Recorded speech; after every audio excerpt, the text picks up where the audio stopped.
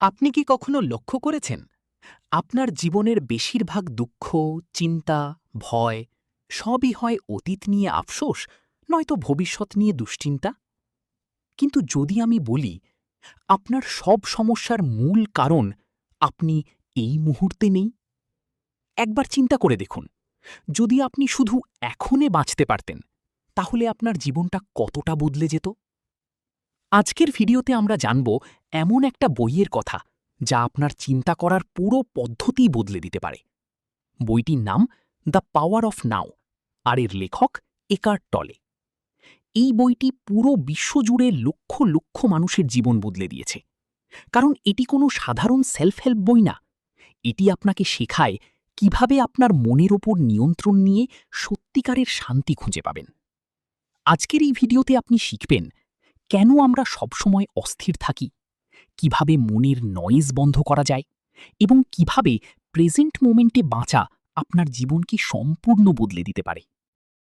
এই বইয়ের মূল কথা খুবই সহজ কিন্তু গভীর। পাস্ট নেই, ফিউচারও নেই, আসল জীবন শুধু এখনই। আমরা বেশিরভাগ সময় কি করি? অতীতের ভুল নিয়ে চিন্তা করি বা ভবিষ্যতের ভয় নিয়ে দুশ্চিন্তা করি, আর এই দুইটার মাঝেই হারিয়ে ফেলি আমাদের বর্তমান। এখানেই বেশিরভাগ মানুষ ভুল করে। লেখক বলেন আপনার মাইন্ড একটা টুল, কিন্তু আমরা এটাকে মাস্টার বানিয়ে ফেলেছি।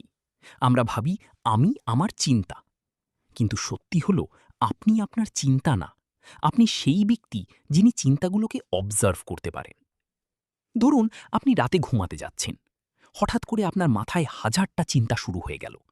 আগামীকাল যদি খারাপ কিছু হয়, আমি যদি ব্যর্থ হই, ওই মানুষটা আমাকে কেন এটা বলল? এই চিন্তাগুলো কি বাস্তব? না, এগুলো শুধু আপনার মনের তৈরি গল্প।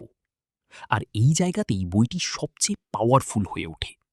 লেখক বলেন আপনি যদি এই চিন্তাগুলোকে থামাতে না পারেন তাহলে অন্তত এগুলোকে অবজার্ভ করুন। যেমন আপনি নিজের মনকে বলুন, আচ্ছা, আমার মাইন্ড এখন আবার ভয় তৈরি করছে। এই ছোট এখন প্রশ্ন হলো, এই জ্ঞান দিয়ে আমরা কি করব? ধরুন আপনি একজন স্টুডেন্ট বা চাকরি খুঁজছেন, আপনি সবসময় ভাবছেন আমি পারবো তো। এই চিন্তা আপনাকে উইক করে দেয়। কিন্তু যদি আপনি শুধু এখনে ফোকাস করেন, এই মুহূর্তে আপনি কি করতে পারেন সেটার উপর মন দেন, তাহলেই আপনি প্রোডাক্টিভ হয়ে উঠবেন। রিলেশনশিপসের ক্ষেত্রেও একই কথা। আপনি যদি সবসময় পুরনো ঝগড়া বা ভবিষ্যতের ভয় নিয়ে থাকেন, তাহলে বর্তমানের ভালোবাসা উপভোগ করতে পারবেন না। লেখক বলেন যখন আপনি পুরো অ্যাটেনশন দিয়ে কোনো কাজ করেন, তখন সেটা মেডিটেশন হয়ে যায়। মানে আপনি যদি খাওয়ার সময় শুধু খাওয়া নিয়ে থাকেন, কথা বলার সময় পুরো মন দিয়ে শুনেন, তাহলেই আপনি প্রেজেন্ট মোমেন্টে আছেন। আর এই সিম্পল হ্যাবিটটাই আপনার লাইফ। শেষে একটা কথা বলি, আমরা সবাই সুখ খুঁজছি, কেউ টাকা দিয়ে, কেউ সম্পর্ক দিয়ে, কেউ সফলতা দিয়ে। কিন্তু একার্ট টলে আমাদের দেখিয়েছেন সুখ কোনো ফিউচার ইভেন্ট না, এটা একটা স্টেট অফ বিইং যা আপনি এখনে পেতে পারেন।